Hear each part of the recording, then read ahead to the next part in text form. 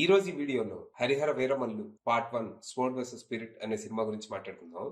పవన్ కళ్యాణ్ గారు, నిధి అగర్వాల్, బాబీ డియోల్ గారు లీడ్స్ గా, క్రిష్ జాగర్లముడి అలాగే జ్యోతికృష్ణ గారి డైరెక్షన్ లో వచ్చిన హిస్టారికల్ యాక్షన్ అడ్వెంచర్ మూవీ ఇది.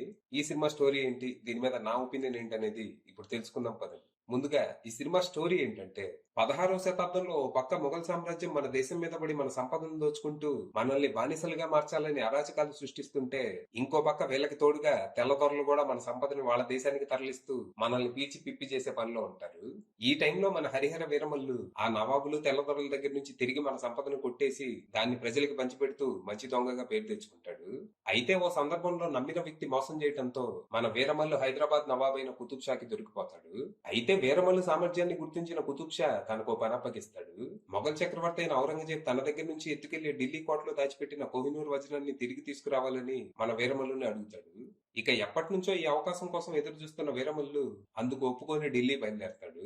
మరి తర్వాత ఏం జరిగింది, అసలు ఈ వీరమల్లు ఎవరు, ఈ అవకాశం కోసం తను ఎదురు చూడటం ఏంటి, తను ఎందుకు ఈ దొంగతనాలు చేస్తున్నాడు, తమని దోచుకున్న వారిని తిరిగి దోచుకుని ప్రజలకి పంచిపెట్టడమే తన లక్ష్యమా, లేకపోతే దీని వెనక వేరే ఏదైనా కారణం ఉందా, అసలు తన కథేంటి, ఇంతకీ ఈ కథలో పంచమి పోషించిన పాత్ర ఏంటి, తనకి వీరమల్లుకి సంబంధం ఏంటి, చివరికి మన వీరమల్లు తను అనుకున్న లక్ష్యాన్ని చేరుకున్నాడా, కోహినూర్ వజ్రాన్ని తిరిగి తీసుకొచ్చాడా లేదా అనేది మీరు పార్ట్ 2 లో చూసి తెలుసుకోవాలి. ఇక ఈ సినిమా పాటలుగా బానే అనిపించింది కానీ హోల్ ప్యాకేజ్ గా మాత్రం కొంచెం అస్తవ్యస్తంగా అనిపించింది. 2 ఏళ్ల తర్వాత పవర్ స్టార్ ని తెర మీద చూడబోతున్నాం అనే ఉత్సాహాన్ని, దాదాపు 5 ఏళ్ల నిరీక్షణకి తెరపడుతుంది అనే ఆనందాన్ని, కొద్ది వరకు ఆనందాన్ని ఎవరు కోరుకోరు అనేలా చేశారు. ప్రొడక్షన్ లో సినిమా ఎన్ని ఒడిదుడుకులకు లోనైందో తెర మీద స్పష్టంగా కనిపిస్తూ ఉంటది. డైరెక్టర్ల మార్పు వల్ల వచ్చిన టోనల్ ఇన్కన్సిస్టెన్సీ, 5 ఏళ్ల కాలంలో హీరో హీరోయిన్ లో వచ్చిన మార్పులను కవర్ చేయడానికి చేసిన ప్రయత్నాలు చాలా వరకు ఇబ్బంది పెట్టాయి. సినిమాలో ఉన్న మూల కథ చాలా బాగుంది, బలమైన కాన్ఫ్లిక్టే, కానీ అసలు కథని అరగంటలో చెప్పేసి మిగిలిన సినిమా మొత్తాన్ని సెకండ్ పార్ట్ కి లీడ్ ఇవ్వాలి అన్నట్టు ఫిల్లర్ సీన్స్ తో నింపేశారు. సినిమా ఫస్ట్ హాఫ్ చాలా డీసెంట్ గా ఉంటది. మంచి ప్రొడక్షన్ డిజైన్, ఇంట్రెస్టింగ్ క్యారెక్టర్స్, అదిరిపోయే యాక్షన్ ఎపిసోడ్స్ తో సినిమా అలా సాగిపోద్ది. పోర్ట్ లో వచ్చే వీరమల్లు ఇంట్రడక్షన్ ఫైట్ గానీ, పులి మేక ఎపిసోడ్ గానీ, చార్మినార్ దగ్గర జరిగే హైస్ట్ గానీ విజువల్ ఫీస్ట్ లా ఉంటాయి. అలాగే మధ్య మధ్యలో కొన్ని ట్విస్ట్లు సర్ప్రైజ్ చేస్తాయి. నిధి అగర్వాల్ క్యారెక్టర్ చాలా ఇంట్రెస్టింగ్ ఉండింది. ఇక ఇంటర్వెల్ ఎపిసోడ్ సెకండ్ హాఫ్ మీద ఆసక్తి రేకెత్తిస్తుంది. సెకండ్ హాఫ్ ని మోస్ట్లీ వీరమల్లు భాగ్యనగరం నుంచి ఢిల్లీ వెళ్లే ప్రయాణాన్ని ఓ అడ్వెంచర్ లా చూపించే ప్రయత్నం చేశారు.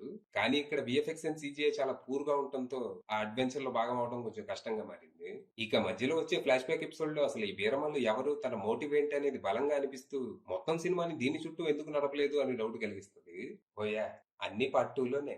ఇక ప్రీ క్లైమాక్స్ లో వచ్చే తిరుగుబాటు ఎపిసోడ్ బాగుండగా క్లైమాక్స్ మాత్రం పూర్తిగా నిరాశపరిచింది. ఏదో మత్తు వదలరా సినిమా క్లైమాక్స్ చూసినట్టు అనిపించింది.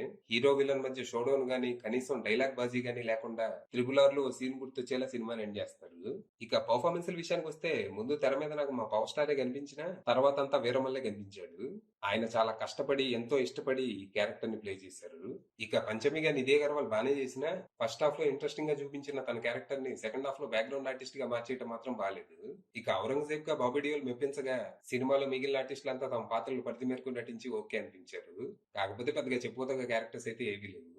మన క్యామియో స్టార్ కేవీ అనుదీప్ గారు ఉన్నారండి. ఇక కీరవాణి గారు అందించిన పాటలు, బ్యాక్గ్రౌండ్ స్కోర్ బాగుండగా cinematography and production design top notch ఉన్నాయి. ఇక దర్శకులు క్రిష్ జాగర్లముడి, జ్యోతికృష్ణ విషయానికి వస్తే, సినిమాలో ఎవరు ఏ సీన్ డైరెక్ట్ చేశారో స్పష్టంగా తెలిసిపోతూ ఉంటది. క్రిష్ గారి విజన్ ని తన విజన్ గా మార్చుకోవడంలో జ్యోతికృష్ణ గారు బాగా తడబడ్డారు.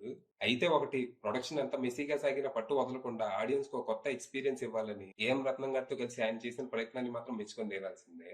ఫైనల్ గా చెప్పేది ఏంటంటే, O G, O G, O G, O G, అది విషయం.